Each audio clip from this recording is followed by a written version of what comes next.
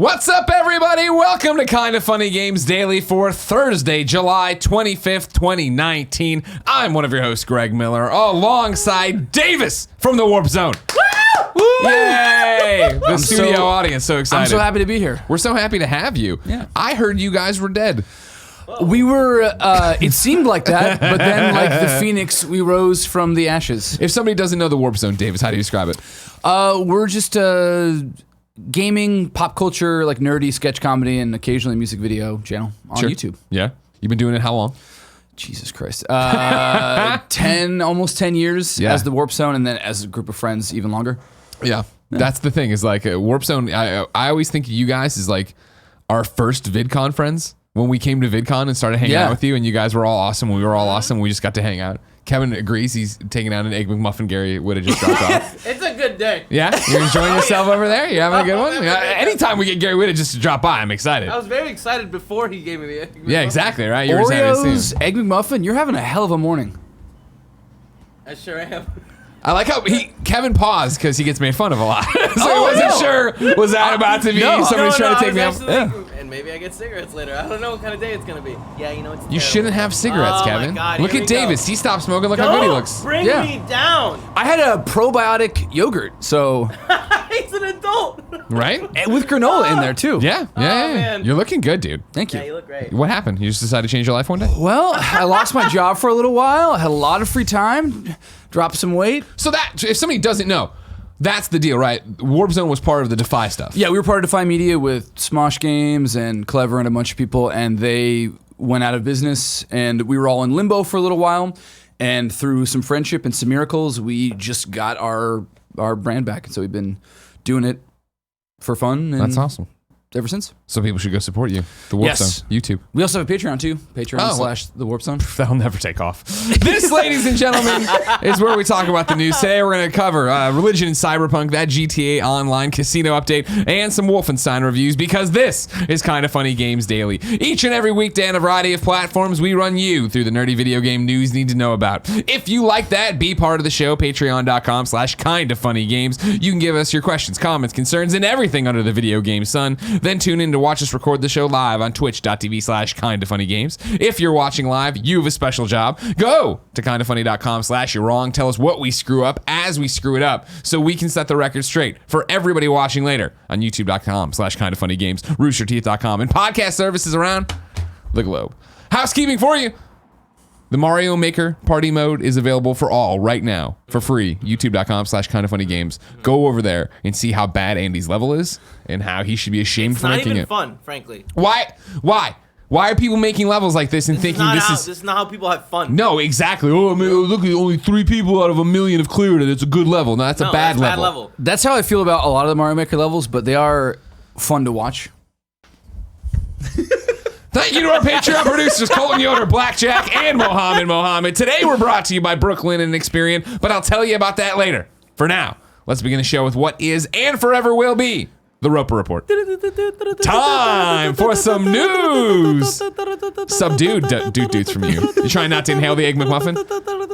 5 items on the Roper Report. Is that a baker's dozen?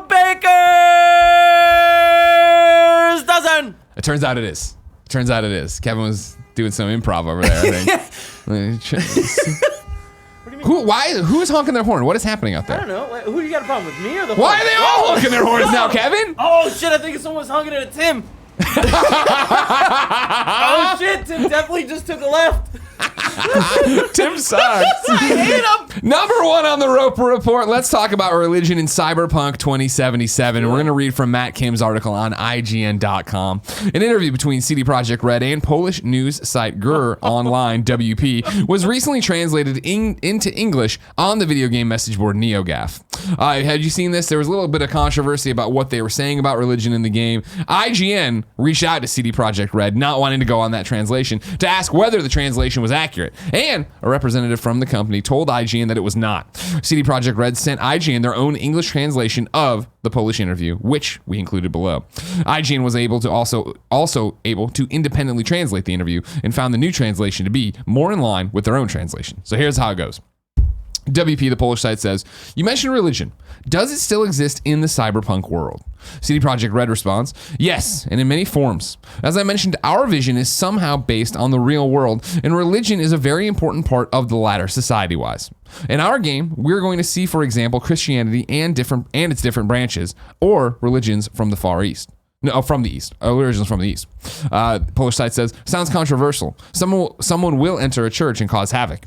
CD Projekt Red responds, we do not want to avoid religion as a topic. Authenticity of the world is what counts for us. Technically, the situation you mentioned is possible, but this is all about the choices made by the player. We won't encourage the player to do so. In our quests, which involve religious themes, we make sure there's no disrespect. So this is... did you see any of this yesterday when it was cycling around a bit? I did not. Okay, so that was the thing is it kicked that old beehive of political correctness in a video game, and what are we staying away from, and what are things, because it was what was getting kicked around was this no disrespect thing. They didn't want to disrespect religions. I think it's interesting, right? And I think with the translation, hats off to IGN for reaching out and getting clarification on all this stuff. That what they're saying, right, is like the churches are there and you can do whatever the hell you want to them. However, in our quest line, we're not insulting religion at any point. Right. That's the way I would think you want it to be done. Am I wrong? No, yeah. I mean, it's always tricky when you're dealing with religion. I think I'm not a religious person, but it's always interesting, especially when you're looking at religion through like sci-fi or future stuff to see how like, let's extrapolate how technology affects that. And yeah, people will be really sensitive to it, but like GTA, you can just go around shooting people in the streets, and that's not like better than shooting someone in a church. So I don't know, it kind of comes down to like, people will misuse it if they want to, and you can't police it. You can't, I don't ever want to sit there and box developers or game creators into it on what ifs. Because no matter what you do in your game, no matter what tools you give someone on YouTube and Twitch is going to be a moron with it. And is going to do something. And there's going to be a person who puts up a video, watch me shoot up a church, right? And goes in there and uses all the crazy cybernetic powers to just fucking clown people out. Yeah. That, it could also be, like you're saying, watch me shoot up a Fat Burger or whatever in GTA, which isn't it? Cluck and Bell is the chicken restaurant. Right. I was thinking of the burger restaurant. I couldn't get there. I want a burger. I don't know the burger name. What's that burger fucking name? Kindoffunny.com/wrong. Why can't I remember the burger from GTA? But that's the thing is like, you're going to be able to... Huh? Nothing. What'd you say to me, Kevin? I said you want them to explain why you can't remember? No, I want them to tell me what the name of the burger place is. You know what I mean? Cluck and Bell's the chicken. Doesn't matter. Yeah, whatever you give people the ability to. What is it? Burger Shot. Burger Shot. I'm sorry, the timing wasn't great. I should have said it moments before you started. Did you find it out or somebody tell you? No, some kid told me. Did you ever think maybe you should just take credit for it and seem smart? I said it. Good job, Kevin.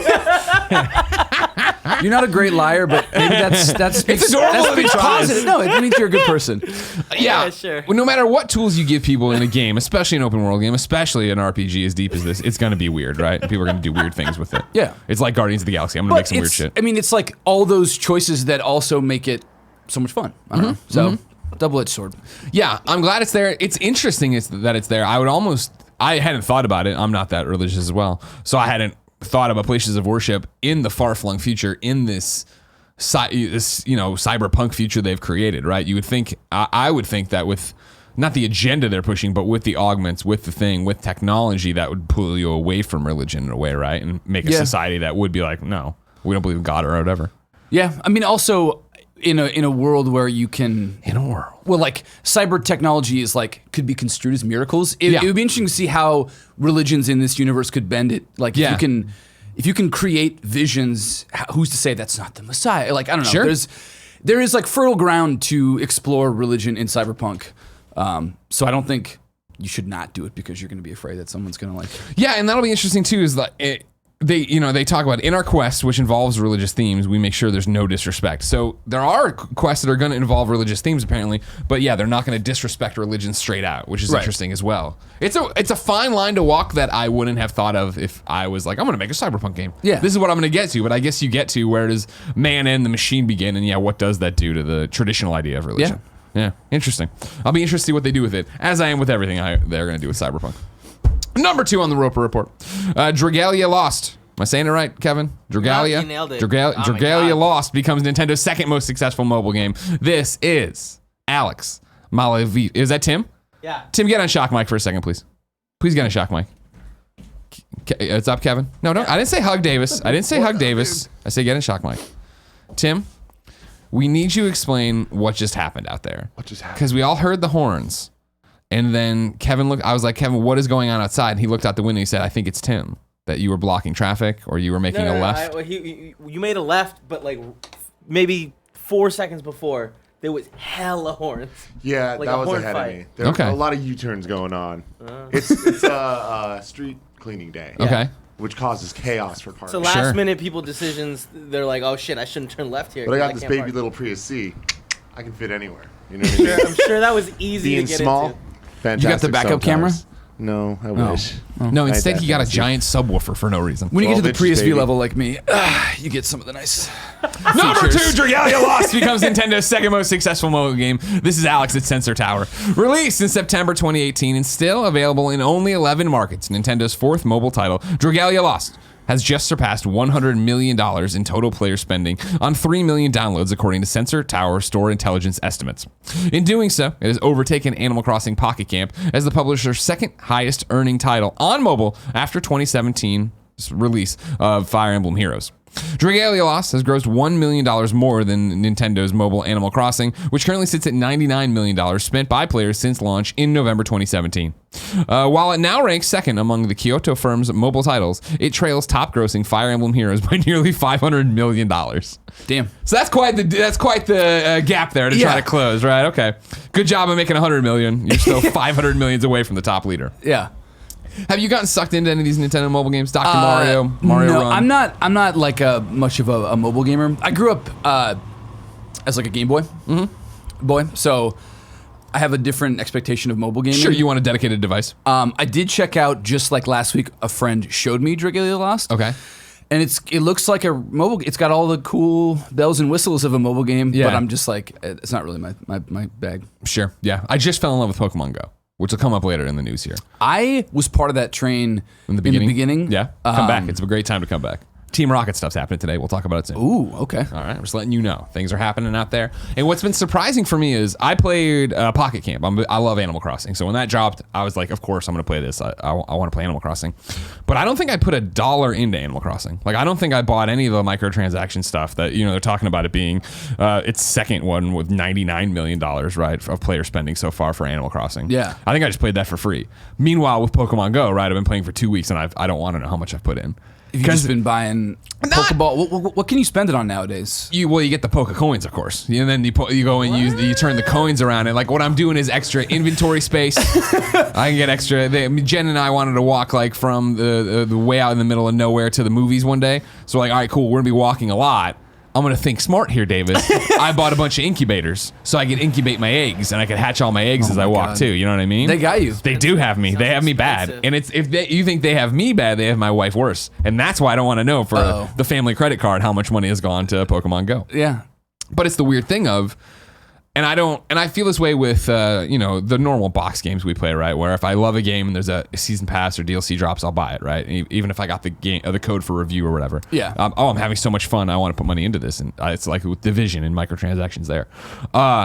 It's interesting though that I don't even with the Pokemon Go stuff where I'm giving them the money for extra storage space or fucking incubating my eggs or whatever. For me, it's such a they deserve this money. I've played this game. I'm playing this game every day. And I'm having a great time, and me and my wife are walking around doing stuff. Like it's like you've earned the $10 I'm giving you. But the problem is, this is how they get everybody with mobile games, right? Is that I'm not keeping track of how many $10 I'm giving them, Right. And so it's just $10 here, $10 there. What do you know? What's going on? Yeah, when you see the bill at the end of the day, you're like, oh.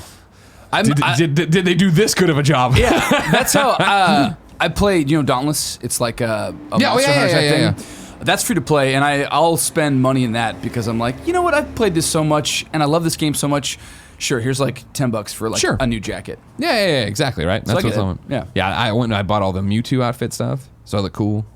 I digress. Hello, Hugh writes in and says, for Animal Crossing Pocket Camp, there are more payable microtransactions such as cookies for cosmetic items than earlier game. I jumped in thinking that was going to be more helpful, and that was actually confused me more as to what we were talking about. So we'll just keep moving. We're just gonna move. I wasn't saying there was not microtransactions. I just didn't play them. There's more now, I think is what he's saying. Okay. That makes more sense. Thank you. But also, I wasn't listening to the start of this or right now? Animal Crossing Pocket Camp every so often I think about reinstalling. Because I had a cool Christmas tree going on there. I mean, it's been that long, no? What it's going to eventually play into the Animal Crossing on Switch, though. Yeah, in like 3 years, you know what I mean? What? Next year? Come on, Is it Kay. next year? Yeah, well, it's supposed to be this year, but now it's next year. You know what and I I'm mean? sure it won't move again. It's a sliding scale. All right. Number 3. Let's talk about that GTA Online Casino update. IGN reports it's blocked in more than 50 countries. Oh, no. This is Alysia Judge at IGN. Stringent local laws appear to be blocking Grand Theft Auto Online players in over 50 countries from gambling in the new Diamond Casino update. The update went live yesterday, but some players soon received in-game notifications that they didn't, quote, have permission to buy gambling chips to use in the virtual casinos. The new Diamond Casino runs on in-game cash, which can be purchased with real money. It would seem the developer Rockstar Games feels that the transaction mirrors online gambling too closely to ignore. IGN has reached out to Rockstar for comment. Reddit users are reporting that they are able to go inside the casinos, but they are blocked from purchasing betting chips. One user wrote, quote, I launched and headed straight for the new building and wanted to buy myself some chips for games. After contacting support, I received a quick reply that because of my region, I cannot enjoy the gambling-related content in the new DLC. They also noted, quote, I tried buying the High Roller Penthouse, but it was locked for no apparent reason. Elsewhere, players have created a current list of 54 countries that can't access Diamond Casino's gambling features. It's wide-ranging, including China, North Korea, Iceland, Cyprus, and Poland. In the comments, some of these international players now say they're using VPNs. However, that could land them in trouble with Rockstar or their country's legal system. The decision to block access to virtual casino raises interesting questions around loot boxes, which are legally available in some of the countries Rockstar has blocked. One user wrote, quote, so far, no reason for the thing to be blocked in my country, parentheses Argentina. We have loot box mechanics freely available, and so are microtransactions. I don't see how this, buying chips in Diamond Casino, is illegal, end quote. Where do you come down on this nightmare clusterfuck Rockstar shouldn't have even brought us into? It seems like an idea that like clearly was going to have problems, and especially when it's literally a casino is like I It's get that literally gambling. it fits like the world, but it's like I don't know. No one was like there's no like intern at Rockstar that was like, I think this is not going to be a good idea, but I feel like there's already too many weird pseudo gambling things in games. That's the problem. And it's such a hot issue. Like people are so fed up, it seems like, with loot boxes and everything else. I don't love them. Yeah. So yeah, this seems like a big issue, but What happens next, right? Kevin Coyle, I saw your hand go up there from kindoffunny.com. Yeah, I have a question. Can you buy this with in-game currency? Yeah. It was a confusing point on Tuesday with Andrea because She got confused again? No, it wasn't her. It was the fact that it was so confusing as the report. The BBC reported on it, right? And they were talking about it and that, you can use the real money. Somebody on Twitter from another country was saying they couldn't use the real money and had a screenshot of them not being able to. People in kindoffunny.com/you're wrong confirmed that they're in America. They are able to do it. Some in the UK are able to do it. The long story short, yes, you can take real money into this fake casino and get You take the money, you get the GTA cash, you take your GTA cash to the casino, you buy chips with it. There is a limit on how many chips you can play and buy with. I think if you do what we were talking about on the day, it's like $1.50 is like what you can buy them in or something in an increment or something to that effect. So it's not like you're coming in and I'm gonna spend $10,000 in a day. If we have 10 million GTA dollars that we earned by stealing, right, we can use that money yes, to gamble with. Yes. And then so we just make more fake GTA money and then, right. Okay. Or you lose it, as with most Sure. casinos, right? Of course, yeah. Yeah, that's the goal with it, obviously, yes, would be that, we go pull off the Doomsday Heist. We come away with $7 million. We're balling ass 7? ballers. 7. We go there. You we bet it all in black. Yeah, You we double it. exactly. Double it again. Exactly. You're feeling hot. Yeah. And then we get the Penthouse Baller Suite.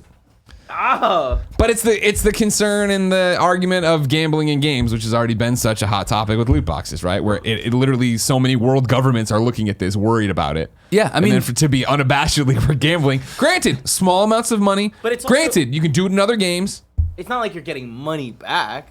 Right. which almost I think makes Is a it bigger worse problem, because, I think, because right? you can funnel real money in, but you can never get it back out.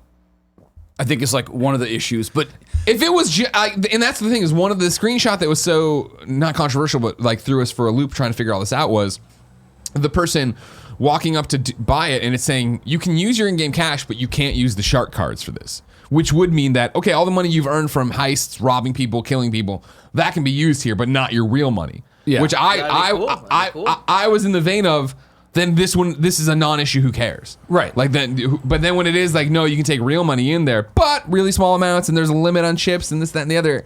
It's just like, I have never had the problem with the loot boxes and the gambling. I think loot boxes are weird. I think it's a stupid, why are we just buying blind boxes hoping to get cool things? Like, right. Whatever. But I also am not somebody who's struggled with addiction to gambling. And it's one of those things when we were talking and Andrea was like, this is totally a non-issue. Why is this a story? So people were writing in being like, well, if it's gambling, there's laws about gambling in the United States, but there's not laws about gambling in their fictional casino world and all these different protections and turns. And it's just such a cluster. Yeah. And again, it's just Rockstar poking the beast, I feel like, right? Yeah. Because again, somebody's going to come out. We're going to have Tipper Gore back in there yelling at Congress about it. Kevin, did Tipper Gore still do stuff like that? I'm dead. Dead? Are you serious? No, I don't know. I was going to say, I don't think Tipper Gore's dead. I don't know. She's still with Al Gore? But you remember this when she came into Congress about like protecting the children. I think it was so. music or no? Yeah. I don't know. Is her name Tipper? It was Tipper Gore. That's definitely her name. I can confirm that much off the top of my head. Still alive. 70 years old, still married to Al Gore. 70 years old. Boom. Yeah. God, people get old. You know what I mean? They keep aging up. You don't think about it. Yeah. We're going to blink and one day we'll be there. No, never. Yeah, no, we'll stay young forever. Exactly. Well, we'll die. You know what I mean? Well, we don't know that for sure. You know? Yeah. We don't know for sure, Kevin. We talked about this before. All right, Kevin. Cyberpunk could become real. We could be Exactly. immortal. And then religion will still be here, but we won't go into churches with it because we don't offend anybody.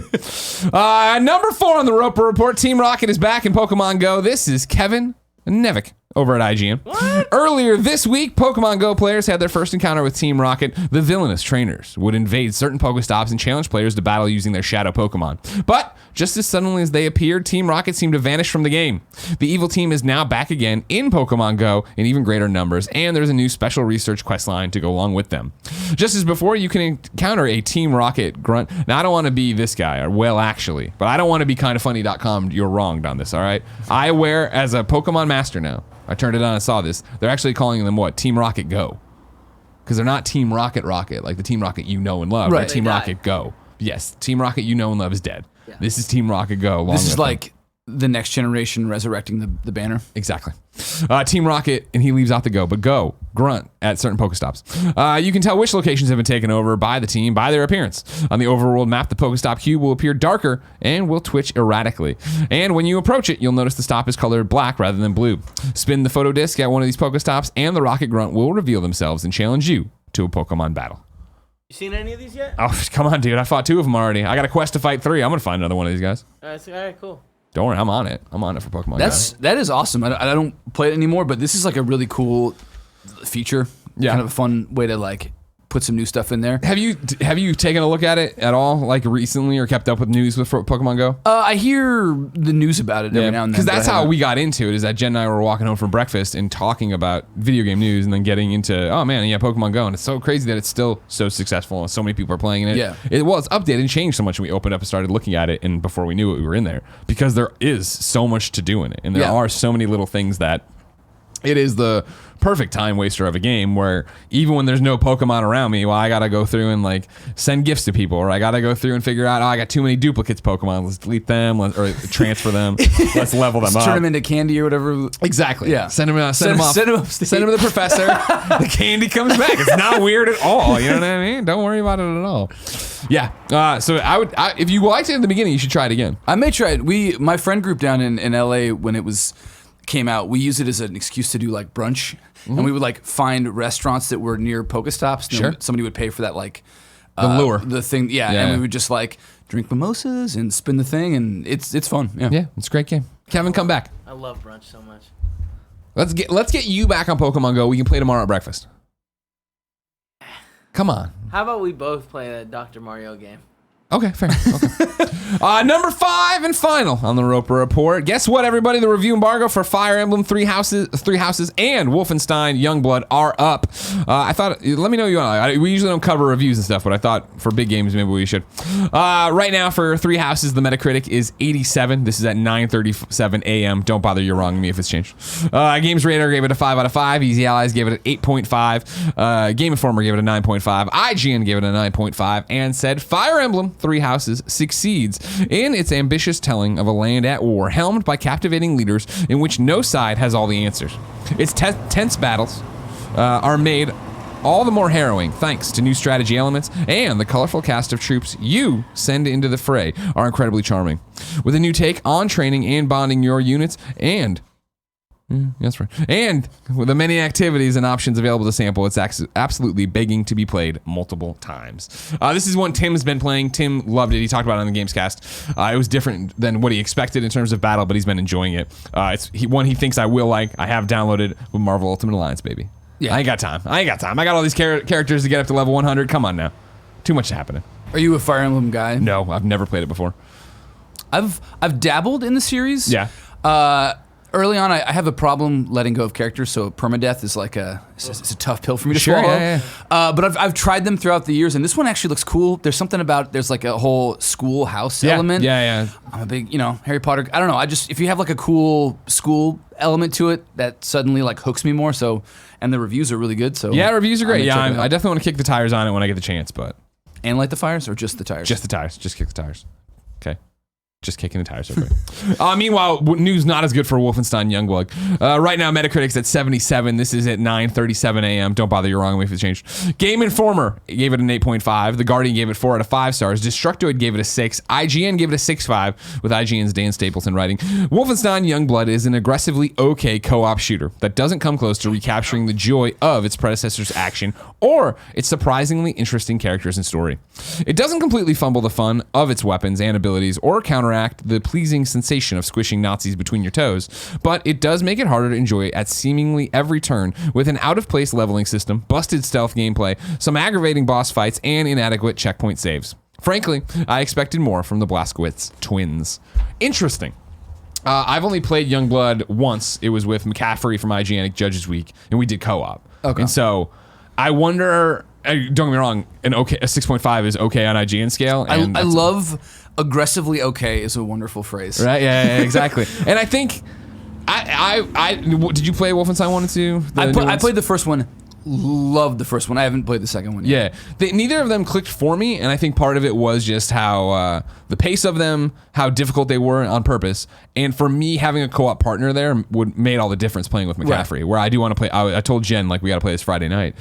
I think it'll be interesting to play through it and have a partner there where I know one of the complaints people have had is there really isn't that much story to it. It doesn't have the cast of characters from Wolfenstein 2, this, that, and the other. If I'm just running through and shooting stuff and having fun with Jen, I feel like that'll be good. Yeah. But I did read Dan's review and he talks about the new leveling mechanics and when you'll come around a corner and see the level, 4 levels above you of the other enemy. Oh, yeah. It's that doesn't feel like Wolfenstein. That's not what this game was. Do they have levels in? No. Okay, yeah. That's a new thing. And he's it's also, it doesn't have, according to Dan, the loot mechanics of a Borderlands 2. So it's not you see somebody who's a higher level, you're ooh, the risk reward here. Guy, yeah. It's more I'll come back and fight this guy when I'm more powerful. Yeah, when I'm playing Wolfenstein or Doom, I'm looking more for just cool, explosive, destructive action, not the RPG looter shooter stuff. And yeah.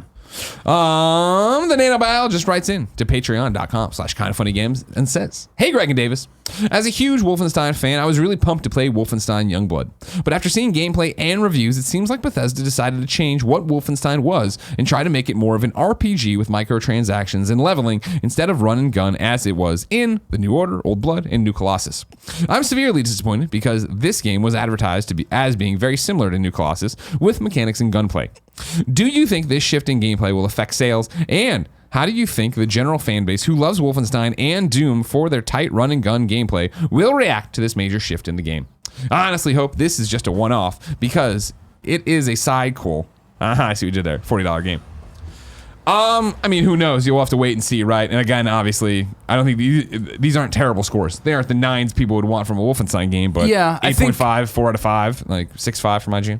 Yeah, I think that they look especially bad in comparison to the other games in this franchise.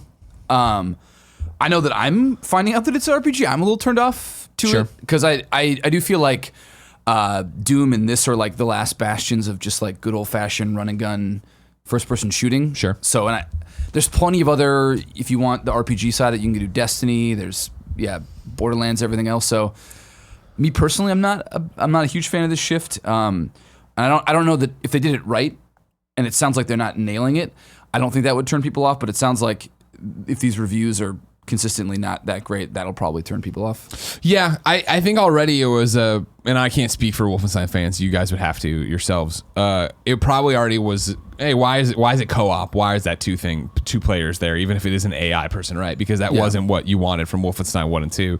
Of course, developers, machine games and stuff, they should be able to stretch their legs, do different things, try this out.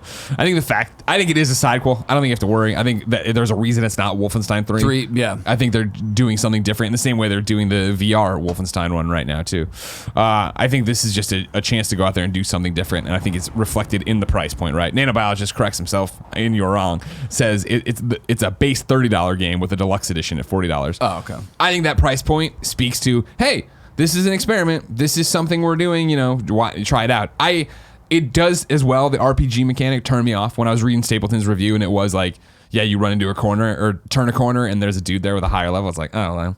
Yeah. I don't know if that's what I want out of it. That's what I want out of Borderlands, right? I do want. Right. I'm stoked for Borderlands 3. Well, and especially since it's not really a real world thing. It's like past future, but it's kind of like with Division. If I'm using kind of like relatively terrestrial guns, I don't want like there's a disconnect when you're like shoot an action game, but then people are like bullet sponges like an RPG that also just kind of like turns me out personally. Sure, yeah, totally. But in like a sci-fi setting, I'm like, oh, of course this alien has a health bar. Yeah. Duh. Why wouldn't he? We're on Mars. Yeah, but it's good that it's only $30. I am a big fan. If it's probably purely psychological, but if something is like $20 or $30, I am so I'm like, okay, you guys are trying an experiment. I'm down with that. And that's if it was 65 or 60 or whatever they cost nowadays, these games, in this industry that we're in, then I'd be like, ooh, but this one I'm like, 30, that's... Yeah, you're trying something? Okay, go for it. Yeah. We'll see what happens. Yeah, I'm still looking forward to trying it tomorrow night. See what's up. Yeah. Davis. Yeah. I can't wait to find out if I like Wolfenstein Youngblood, but Friday is still so far away. If I wanted something more immediate, like say what came to the mom and grop shops, where would I go? The official list of upcoming software across each and every platform is listed by the Kinda Funny Games Daily Show hosts each and every weekday. Yeah. Out today! Mighty Switch Force Collection on PS4, Xbox One, Switch, and PC. Fantasy Strike on PS4, Switch, PC, and Mac. Furwind on Xbox One. Zombie Driver Ultimate Edition on Switch. Ely Episode 1 on PS4. Raiden 5 on Switch. Songbird Symphony on PlayStation 4, Switch, and PC. Monster Boy and the Cursed Kingdom on PC. Caged Garden Cock Robin on Switch. We're 12. I know. Well, for me, it's more the thing of I didn't expect Caged Garden Cock Robin to be like a title. Also, grown up in the burbs of Chicago. That sounds like code words you'd use to turn the Winter Soldier on. Totally like, right. Yeah, Cock yeah. Robin. Well, there was growing up in the burbs of Chicago. There was a Cock Robin in Wheaton, Illinois. We'd go to and get hamburgers and a square ice cream was their deal. Haven't thought about that. I have not thought about Square ice cream. That was their deal. How do you even make that? It was like they had a square press or scoop. something. Didn't Rite Aid make that? Like, wasn't that? I'm just telling you what Cock Robin was doing. Yeah. What was before Rite Aid? Dwayne Reed. No. I didn't grow up with Rite Aid, so I don't know. It was some Walgreens. company. No. White Hen. Now you're just. White Hen was at the convenience store that and then 7-Eleven bought them up. Anyways, but they White Hen Pantry. They did great sandwiches. Hey, read your goddamn notes. Every day, Poe, when Poe was going to school, and this should tell you why Poe just does not take care of himself. Well, Poe would go to school, my best friend, right? When we went to school together. Thrifties. He would get, what? Thrifties. Oh, no, I never had a Thrifties. You never had a Thrifties? No. Oh. Poe, though, would go to the White Hen Pantry and get a smiley face cookie and a Sprite, and that would be his breakfast. What was the smiley what? face made out of? M&M's? Oh no! It was like like it would be like a big old sugar cookie, and then they like put that weird yellow frosting on it, and then they draw the smiley on it. Yeah. Oh. Anyway, Caged Garden Cock Robin is on You know Switch what? today. This is the wrong. Can I see the Switch? This is the wrong shape. That's not it. Search for Cock Robin ice cream. See what you can get for me. All right. Absolutely not. Do it, Kevin, for me. Picross, Lord of the Nazarick is on Switch. Kaleidoball 2 is on Switch. Super Mega Baseball 2 Ultimate Edition is on Switch. Gunpowder on the Teeth Arcade is on Switch. Smooth Summer Games is on Switch. 60 Seconds Reatomized is on PC and Mac. Arcade, and these are all Switch games now. Arcade Archives, the Ninja Warriors. Cock Robin we already covered. Caladrius plays Growtopia. Is that? Yeah, see, that's the square ice cream. Yeah, this is what Thrifty's had too. Her like Then why didn't you smile show it? is You know what I creepy mean? in the background. Does it surprise you that you were able to find my Cock Robin ice cream immediately, but not your Thrifties? Did you ever think of that? No. Nailed you. Maybe That it's a Cock that is Robin. that is like the Hansel and Gretel witch. Yeah, like no, that was not a. There's a lot you can read into that photo. God, I could go for a Cock Robin burger. Double head. Growtopia on Switch, Umihara, Kawaii's Fresh on Switch, Woodle Tree 2 Deluxe on Switch. Good lord. New dates for you. Mech Warrior 5 Mercenaries is now coming exclusively to the Epic Games Store on December 10th. There's a closed beta planned for November. Solo's coming to PlayStation 4 on July 30th in US. Omega, Labyrinth Life, and Labyrinth Life are coming to Switch and PlayStation 4 globally on August 1st. Fishing Star World Tour is coming to the Nintendo Switch on September 26th. Everybody wake up Gary Whitta. I'm sure he's already back to sleep. Why was Gary Whitta wearing those short shorts? He said it was hot. Huh. And I was like, no, it's not.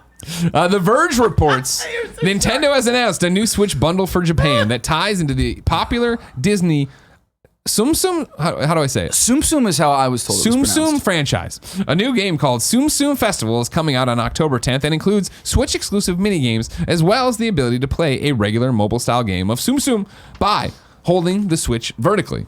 The Switch hardware bundle features a pattern dock with Tsum Tsum characters and the logo, while the included pink and purple Joy-Cons are similarly decorated. The Switch itself is the updated, longer-lasting model that has pink characters on the back. Also, the home button has ears. The Tsum Tsum Festival bundle will be released in Japan on October 10th and will sell for $330. No word on a release anywhere else. You got excited when you heard it was a Disney Switch. Yeah, I'm a big Disney fan. When I found out that it was a Tsum Tsum one, I was a little less excited. Do you know what Tsum Tsums are? I've seen them. They're like, little potatoes. potato shape. Yeah. I think in Japan they're huge, and you buy a bunch of them, and they're all different sizes, and you stack them. And I had an ex-girlfriend that was obsessed with them. So You know the Tsum Tsum lifestyle. yeah, I've had to for anniversaries and birthdays. Sure. Luckily, they're not too expensive. So Sure. They're like the new Beanie Babies, right? Yes. They're like that kind of thing, yeah. Yeah, I've seen Marvel Tsum Tsums. Yeah, they have every character in the Disney pantheon and beyond. They have them, and multiple versions of each of them. Yeah, so I don't know. I was hoping for something a little more regular Disney themed. I like the colors. Knowing nothing about the Tsum Tsum lifestyle, I thought this was a cool doc. Kevin, They're cool. I actually hyperlinked it. Can you click on the hyperlink? We're in, click on The got it, Verge, I'll figure and then it show out. the images off, because I think it's a good looking system. I It like is- the purple. it is- I like it the is pink. nice. Yeah. I love the little Mickey ears on the start button. Or I like that you hyperlinked it. Hey, I thought this very through because I very knew impressive. because I Very usually say, "Hey, impressive. Kevin or Barrett, do this," and you guys are like, "Ah," and I'm like, "Fuck this." Bullshit. It would have I been always easier. figure it out. You figured it Barrett's out. Dumb takes a while. But I like that. I like that a lot. And it's getting one step closer to Andrea getting her purple What's Good Games controllers. The Oh, that's what they home meant is by it really had cool. ears. It's a Mickey it Mouse has the- button. Yeah. The House of Mouse, as they say, Kev, you know? Dumb. I am dumb. I'm not like you guys, all right? I don't focus on fucking Mickey Mouse, all right? I don't go to these theme parks to run around with a bunch of people in costumes. There's a lot of letters. I walk around in and play the Tsum goddamn. Tsum that I didn't expect. you're not a Disney fan? No, he is. No. He's just an asshole. I mean, I like about it. Marvel a lot, yeah. Because he probably grew up like liking some off-brand Disney shit. Yeah. Oh, I love DreamWorks. Get out of here. Nobody ever said they love DreamWorks. Oh, loves DreamWorks. It's All weird. right, also... The world tolerates DreamWorks. No one Exactly. loves DreamWorks. Kevin, for you, this is for us. Blood and Truth gets DLC tomorrow for free. New Game Plus, online leaderboards, challenges, new collectibles, and alternate routes through missions. What? Do you want to do an addendum to? No, we don't need to do an addendum to the PlayStation VR show. We recorded, and you'll see one day about it. Davis. It's time to check in with the readers. Okay. But first, I'm going to tell you about our sponsors. We're going to start with Experian. You know, the better your credit score, the easier it is to get the stuff you want and the less you have to pay. So the question is, why is it so hard to raise your score? Now it won't be thanks to Experian. They've launched Experian Boost, a brand new way to instantly increase your credit scores for free. A higher credit score can help you establish and get access to credit and preferred rates for the things you want and need in life. Experian is on a mission to help boost America's credit score, which will help millions of people across the country build and get better access to credit. People all across America have already raised their credit scores with Experian Boost, and you should too. For the first time ever, paying your utilities and cell phone bill can greatly increase your credit score. Experian Boost works by giving you credit for the bills you're already paying through your bank account, like water, gas, electric, cable, and What are you laughing about? That game was called Cockroach. like this square ice cream place. It's killing me. It used to take months to see your credit score rise a point or two. With Boost, you can increase your credit scores instantly. Boost is free to use and only available from Experian. Up until now, you've been paying your utility and cell phone and getting nothing. Now you can get credit for it. Of course, I talk about it every time we do this ad. I had a credit card. I thought I closed it out. I thought everything was great. Went to credit check years later, and no, I owed them $60, and they were pissed. And it took forever to rebuild my credit. Don't be like me. We can't believe it's taken somebody this long to do this, so what are you waiting for? Experian Boost can potentially help you establish or increase your access to credit. Boost your FICO score instantly for free. Boost is only available at Experian.com/KFgames. That's EXPERIAN.com/KFgames. Up next is Brooklinen. Making your home beautiful is the ultimate form of self-care. You spend a third of your life in the sheets. Why don't you want them to be insanely comfortable? That's what Brooklinen does. Everybody knows about Brooklinen because we talk about them all the time. Me and Tim legitimately sleep in them all the time. Different beds, but I'm not against it if he ever wants to come over. Have you ever seen photos of Portillo? He's in my Brooklinen sheets, right? I went there, I clicked, I mixed and matched all the colors. It was great. Now, Brooklinen's got a brand new linen collection. They're calling it luxury linen. They have sheets, they have robes without the luxury markup. You can get in there and get a brand new comforter because it's getting so hot out there. It's so hot, Gary Whitta is wearing short shorts. Oh, they're so short. So short. They're so short. Of course, Brooklinen is the first direct-to-consumer bedding company, meaning they work directly with the manufacturers and directly with the customers. So there's no middleman, just a great product and service. They've got 12 new beautiful linen colors and patterns to choose from. So get over to brooklinen.com for this exclusive offer. You can get 10% off and free shipping when you use the promo code GAMES at brooklinen.com. Brooklinen is so confident in their product that all their sheets, comforters, and towels come with a lifetime warranty. The only way to get 10% off and free shipping is use the promo code GAMES at brooklinen.com. That's BROOKLINEN.com. Promo code GAMES. Brooklinen. These are the best sheets ever. He was also so comfortable in them. Like, you could tell. Gary's just comfortable in life, you know? Yeah, I guess. Borzin00 writes into patreon.com/kindoffunnygames just like you can. It says, good morning, Greg and Davis. With Microsoft removing Cortana from the Xbox One dashboard, is this a sign that AI assistants and gaming are just not going to get along? We had Destiny 2 companion apps and Skyrim was ported to Amazon Echoes, but does gaming need to be in the AI assistant space at all? Is Cortana's removal a larger sign of things to come, as Cortana has not been removed but severely limited in some newer Windows 10's updates, with it being removed from search? Did you follow this, Davis? I did not know that it was removed, but I knew that it existed. Yeah. Yeah, Xbox is doing an update to the Xbox One dashboard, right? And so from it, they're removing Cortana from the thing so it'll start up faster and go quicker. Okay. The idea is that she's still integrated. You just need to, use a different app and use your Google Home or whatever to get her in there and get her going. Is it a sign that gaming and AI aren't meant to be? No, but it's a sign that, like, nobody gives a shit. I'll tell you, I'm a huge Halo fan, and when they first started rolling out like the Cortana and different Windows things, I was excited, but when it wasn't exactly what I wanted, which was Cortana from the games and AI, I was like, I haven't used it in years, so I don't know if anyone's... I don't think this is a sign of anything. It might just be that it didn't work the way they wanted to, and they're going to go back to the ground floor. Yeah, I'm reading from The Verge's piece here from Tom Warren. And then, so the quote from Microsoft is this. I wanted to credit who the quote was from. Bradley Rossetti, Microsoft Xbox Insider Chief. We've heard your feedback and have continued to iterate on Home to get into your gaming experience faster and keeping more of your content front and center. With this new experimental home design, the first thing you'll notice is we've removed the twist from the top of the home in favor of separate buttons to launch your gaming experience. that's one of my biggest things is when I turn on the Xbox. And granted, this is what do you use? So what do you know? Like I've used PlayStation 4 as my primary console forever. When I turn on the Xbox, it's always that thing like, wait, where is everything? How do I get to what? Okay, yeah. The Xbox I use basically is like a 4K Blu-ray player. So every time I turn it on, I'm trying to figure out how to do that. Exactly. Going with The Verge here. Alongside the latest home update, Microsoft is also removing Cortana from the Xbox One. Microsoft says it's moving to cloud-based assistance, meaning, quote, you can no longer talk to Cortana via your headset. You'll still be able to power on an Xbox One through the Xbox skill for Cortana on iOS, Android, or Windows, just like the existing Alexa integration. Verge continues, it's no surprise to see Cortana disappearing from the Xbox One. Microsoft has a new focus for Cortana on more business-related scenarios, and the company is working on making Cortana better at holding conversations. Microsoft also previously decoupled Cortana from search in the recent Windows 10 May 2019 update, and now the company is bringing Cortana to the Microsoft Store as a separate app. Removing Cortana from the Xbox is another step in the digital assistant's demise on the consumer side of Microsoft software and services. For me, it's almost like Siri on the phone, where it's so rare I use her. Yeah. It's that once in a while, cooking maybe, but honestly, I talk to my Echo so much more. I think it's just how AI, as we've introduced all these different AI assistants, right, finding the use case for them. In the same way we introduced Kinect to Xbox and then tried to put it with Xbox One, hoping, giving you the option for it to take off, even though it was mandatory at the beginning. It didn't, and so now they get to reassess. Yeah, I think exactly. Everyone was hot on putting an AI assistant somewhere, so they used theirs, and it didn't work out. But I think that AI assistants in gaming are like, in the future, when it's all very streamlined and polished, it's going to be huge. Like I look forward to the day where I'm just driving home and I'm like, Cortana or whatever, can you like update whatever game that when I get home it's like ready to go? It's just maybe this version of Cortana wasn't the one. And see, that's the thing is like it's so much like VR or any new tech where we're still working through all that shit. Like when I am, I'll get out of the shower and I'll Alexa, do whatever, and then it'll be.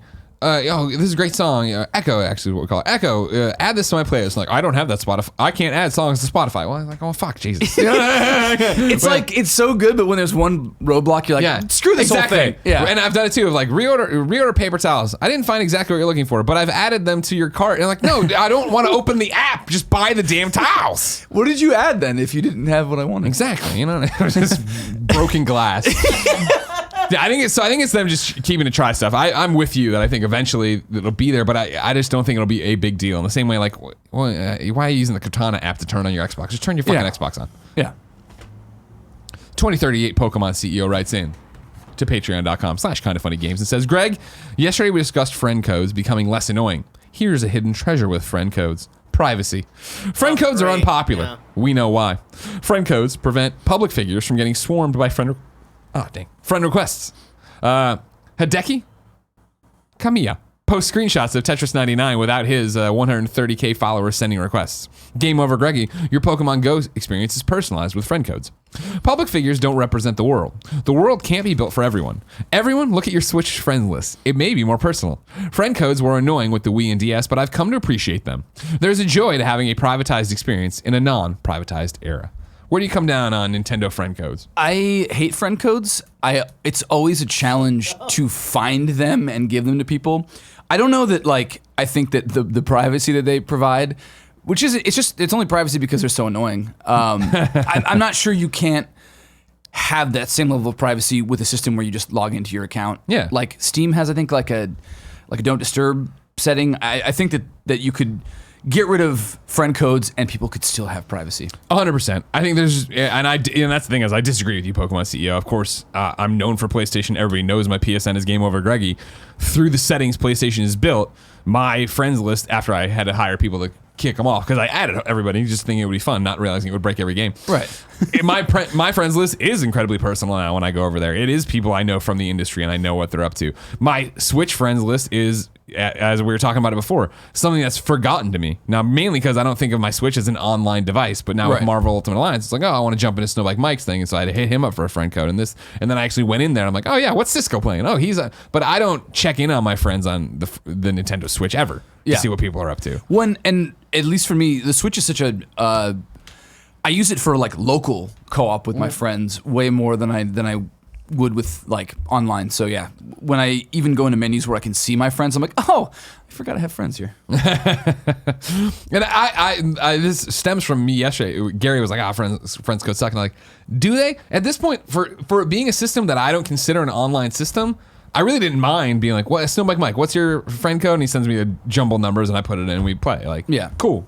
It's good enough. It gets the job done. I understand the privacy part of it. It technically works, but I think it would be so much easier if you could just tell them your screen name and then they could find it. Yeah, agreed. Final question of the day goes to BJ Bernardo, who writes in to patreon.com/kindoffunnygames and says, hey, y'all. On IGN, there's an editorial/opinion article on climate changes and its resulting crisis needs to be highlighted, and how its resulting crisis needs to be highlighted in video games. Here's the link, and he puts it out there. It's called Opinion: Why It's Time for Video Games to Address Climate Change.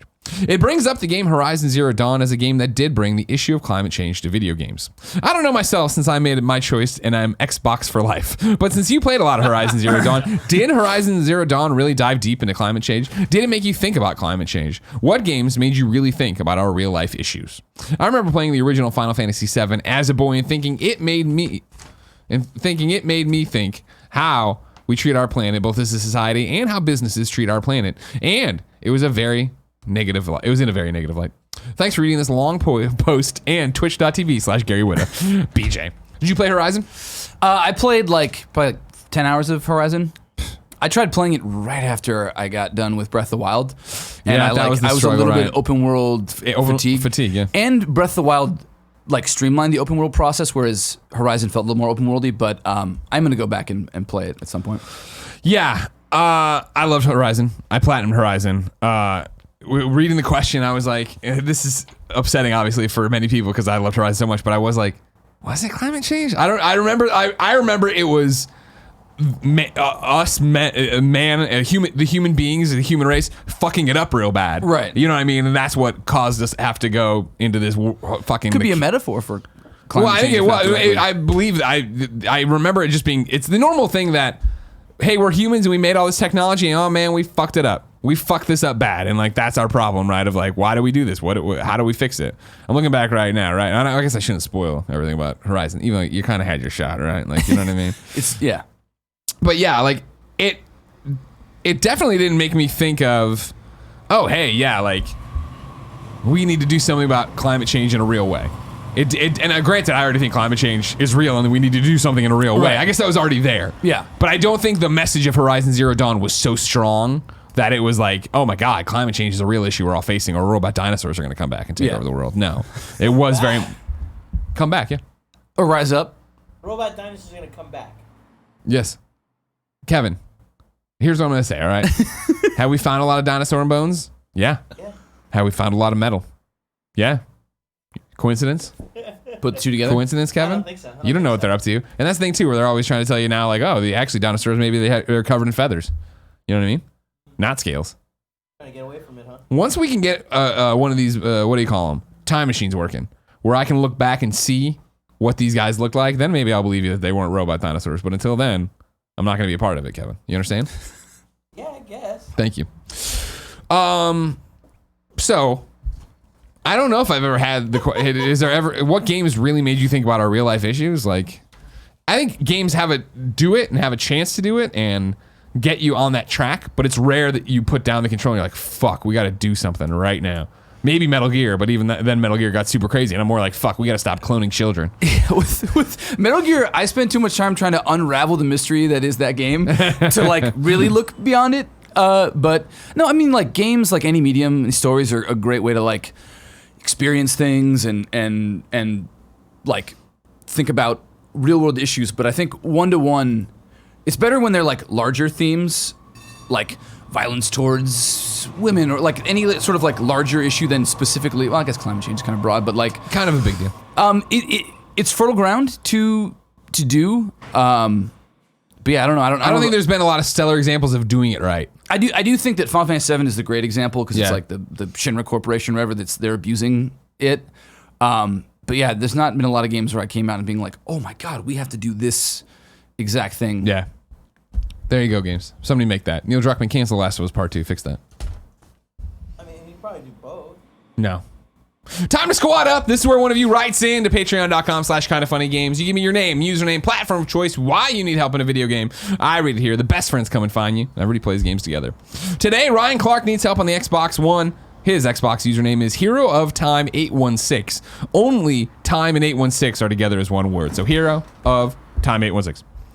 Hey, all best friends and best hosts. Since the new casino update to GTA Online, I've become hooked on this game again. Gambling addiction. There it is, right? Tipper Gore is going to drag you into the Senate. I'm looking for a crew of best friends to run some heists and possibly gamble it all away with me in hopes of getting one of those fancy flying DeLoreans they put in the game like 2 years ago. Thanks to Snowbike Mike for having me in his game and Twitch stream last night. It was a blast. Ace is wild. If you want to go get addicted to gambling with Hero of Time 816, hit him up. Hero of Time 816. Kevin shaking his head no. Kevin addicted to cigarettes though, so can you listen to him? He's in Big Tobacco's pocket. Let's look at You're Wrong. This is where people write in to kindoffunny.com/You're Wrong and tell us what we screwed up during the show so we can set it straight and yada, yada, yada.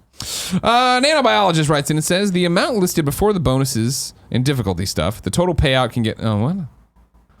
Well, you're continuing a conversation that I don't know. Well, that's bad. Nano Biologist says you get overall $2.8 million for Doomsday Heist, not $7 million. Clearly we were joking around, you jerk. Wait, what? Abe says, possible misdate, Moonlighter DLC came out this week, but I don't remember Greg talking about it. We talked about all the Moonlighter sales, and one of them mentioned the DLC, but it's good to point out there's Moonlighter DLC available, and I don't know what it is, and I will buy it at sight unseen after this. I don't remember us talking about that at all. Why would that be there? AlBob875 says Team Rocket in Pokemon Go is actually Team Go Rocket. So even I screwed up. You know what I mean? And I'm a Pokemaniac, so I can't believe it. It makes them sound more like cheerleaders, like... Yeah, Go Rocket! No, that's a you're correct. That's not what this is about. We already talked about that yesterday. Mizukini. Ignacio Rojas says, what happened to the world in Horizon Zero Dawn is that robots started multiplying so much they started to fuck up the world. I thought that was it, but I can't remember what we started the robots for, and they were going to take over. Is that pollution? I mean, I guess that's pollution. Right? It's climate change, though. That's what they're saying. Did we make the robots for climate change? Well, that's what I'm asking. I don't remember. Literally, this would have been a great... If this could have happened, this would have been a great thing. It's like also like a birth control issue. This would have been a really fun one of like... This would be a fun series. I'm just saying. If the problem is they reproduce too much, get some robot condoms. Imagine the government's gonna work on some like robot STIs. There's no accurate way to do it, but it would be a fun series of... It's been X number of days since you completed Horizon Zero Dawn. Tell me the story. And I'm like, whoa. You know what I mean? Like, I know the Aloy stuff so well, but then when we were slowly revealing what was going on and why... Isn't that the case, though, for a lot of games? Like, right now, tell me the story of Metal Gear 2. Oh, my God. You kidding me? We open up, all right, and we're walking on the bridge. The rain's coming down. Snake's got... No, that's Metal Gear Solid 2. Oh! Fuck me! All right, Kevin. All right, Kevin. Good job, Kevin. Fucking nailed me. God damn. Ladies and gentlemen, this has been Kind of Funny Games Daily. Each and every weekday on a variety of platforms, we run you through the nerdy video game news you need to know about. If you like that, be part of the show, patreon.com/kindoffunnygames. Watch it live, twitch.tv/kindoffunnygames. Watch it later, youtube.com/kindoffunnygames, roosterteeth.com, and listen on podcast services around the globe. Lots happening here at Kind of Funny today. Davis doesn't get to leave this desk. Right after this, he does We Have Cool Friends with one, Tim Geddes. Very exciting. Not all of them, just the one. Yeah. Yeah, that's it. It's your friend.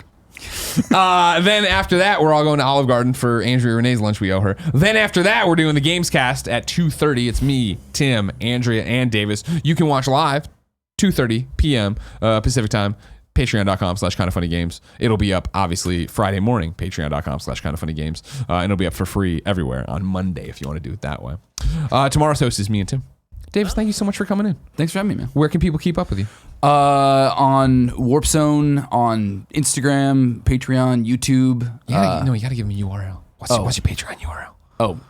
Patreon.com/The Warp Zone. How do you not know this? This is very important for business. I'm so new to all this stuff. Kevin. Okay, I'm just saying it's hard, okay? It's hard. But this is good because you guys are the masters. First off, look at what I did to Xavier Woods, right? I taught him how to promote, and he promoted himself so well, he interrupted our show yesterday to promote himself. I honestly hope he does that more often.